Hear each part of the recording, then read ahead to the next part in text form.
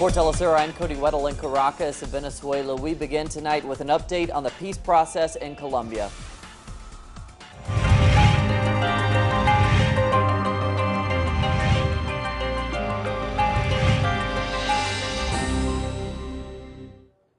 That's where President Juan Manuel Santos refuses to budge on FARC calls for a ceasefire. It comes after the FARC agreed to release an army general on Sunday. The head of the government delegation to the peace talks, Humberto de la Calle, gave guarded remarks suggesting that the talks would continue.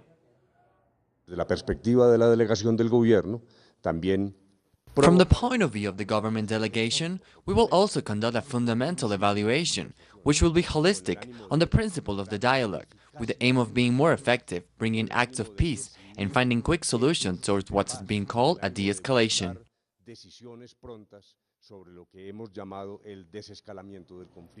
And moving to Mexico, the political crisis continues, as do protests across the nation. President Enrique Peña Nieto has come under additional pressure to step down due to his handling of the case of the 43 missing students. Many say that the case has exposed how deeply organized crime has penetrated the Mexican state. The leader of the opposition National Regeneration Movement, Andrés Manuel López Obrador, says that all institutions in Mexico are currently at the service of the mafia. For the latest, we go to Clayton Kahn. Today marks the beginning of the third year in office of Mexico's President Enrique Peña Nieto, who assumed power on December 1st, 2012. Ever since Peña Nieto took office and returned his party, the Institutional Revolutionary Party, or PRI, back into power from a 12-year hiatus, he has faced popular opposition and turbulence. At the beginning of this year, Nieto saw stiff, widespread protests by students in the labor sector for sweeping structural reforms that many saw as an attack on the country's working poor. This was heightened by his energy reform, which opened the country's national energy sector to privatization after more than 6 decades of being nationalized. Now, the president is under an intense crisis over Mexico's insecurity, with the forced disappearance of 43 students in Guerrero after 2 months and widespread reports of organized crime dominating many parts of the country. Social discontent is widening. Major protests are once again expected to shut down the cities throughout Mexico today, tainting the beginning of Nieto's third year in office. This is Clayton Kahn reporting for Telesur here in Mexico City. And thanks to Clayton. And in Peru, as the warnings of dangers of climate change become more and more desperate, the UN talks opened in Lima today, tasked with drawing the outlines of a 2015 deal. With representatives of 195 states plus a multitude of NGOs, the 12-day meeting aims to create pledges to reduce carbon pollution. Those commitments aim to be the cornerstone of an unprecedented accord in Paris in December 2015 and take effect by 2020. We go to our correspondent in Peru, Raul Mora, at the talks. We're here at the beginning of this year's Climate Change Conference from the United Nations, or COP20. The main aim of this year is to set the basis for an agreement that will be signed next year in Paris. 3 main issues will be discussed: how to prevent a 2-degree increase in temperatures in the coming decades, how to finance developing countries so they can do their part, and what milestones will be set so we can save our planet. Back to studios. Thanks to Raul. Around the world, in the United States, around 80 protesters shut down a Walmart and a Target store in St. Louis, South County Monday. It marked the 4th day that activists have shut down stores protesting a grand jury ruling not to indict the officer who shot Michael Brown. The protests were largely supported by customers. Protesters chanted through the stores, among other tactics. Police largely left the protesters alone, asking them to leave after they had made a few rounds through the stores. For more on the demonstrations around the country, we go to our correspondent Alexandra Hall. Alexandra.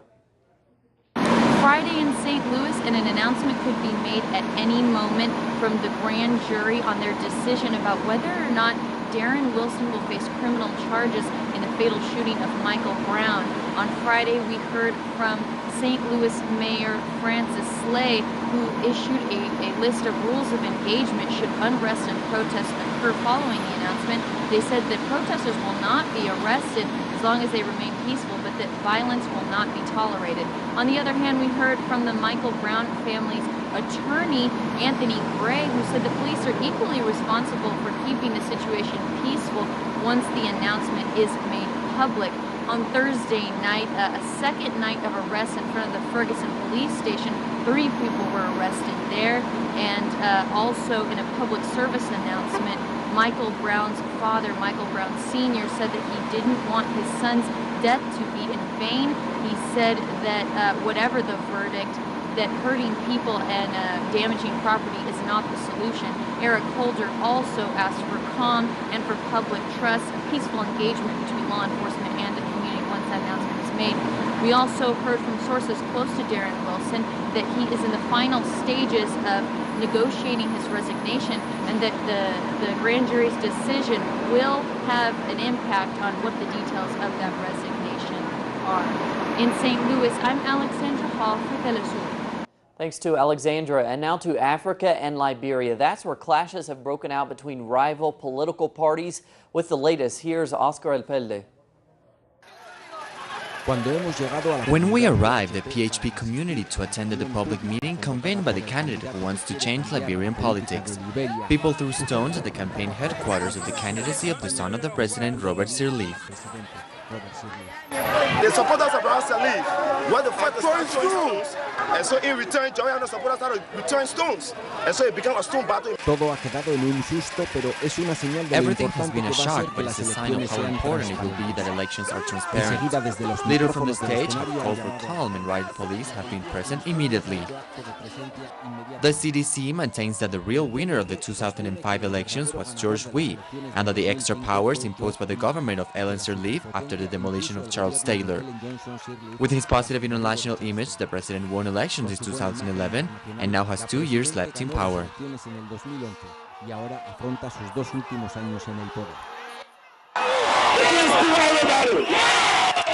Somehow we love to tell the story. We'll do everything to take back Maserano County. If any minority, they can do what their mother did. They lie. Mane Weah started his marathon presidential promoting democratic change, which he said is to make the people of Liberia to benefit from its resources. He don't give the people strength and trust in this community. And this community, as far as we concerned, this community belongs to Charles Weah. Ellen said she came to free us. She came to do things for us. But now, she's not doing nothing for us. She and her son and her sister, they're the ones ruling this country. We have seen the same place groups of people with shirts of Robert Sirleaf. But in PHP, people want Weah. In fact, it is something that has brought problems, because the CDC, Robert Sirleaf, denied them the 2 wells that had built them to gain their trust. Because of Ebola, will not be international observers in the elections of December 20, except the mission of the United Nations and the U.S. military. From Monrovia, Oscar Epelde for Telesur. Thanks to Oscar. To Palestine now. That's where the Hamas group argues that the country's national consensus government has ended, but its rival group, Fatah, denies that the two sides ever agreed to a 6-month term for the government. For more on the back and forth, here's our correspondent Noor Harazin.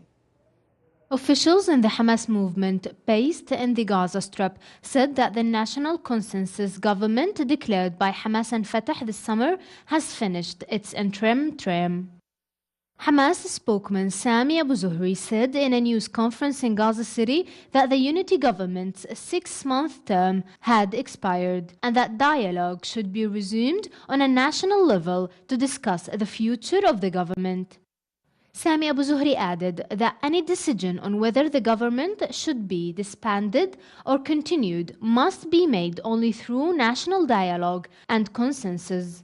The residents of Gaza, whom thought that this latest agreement of unity government will last longer and bring them to the safety shores after 8 years of dreadful division, are expressing high disappointments in the Palestinian politicians. However, a senior Fatah official, Faisal Abu Shahla, said that there was never any agreement that the Palestinian unity government would last only 6 months. As an answer, hours after a Hamas spokesman said the government's term had expired.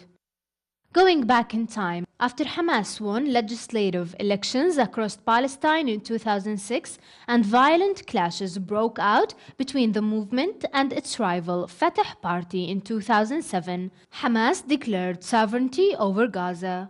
Israel then severely tightened its restrictions on the Strip, leading to frequent humanitarian crises and outbreaks of violence between Gaza militants and Israeli forces.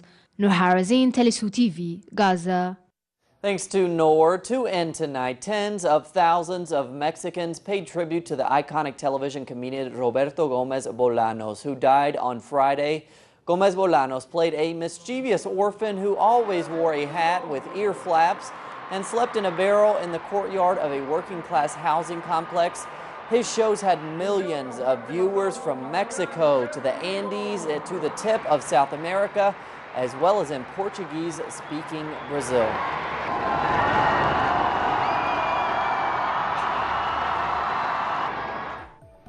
Rest in peace. More on those stories and others at our website, telesurtv.net/English for Telesur English.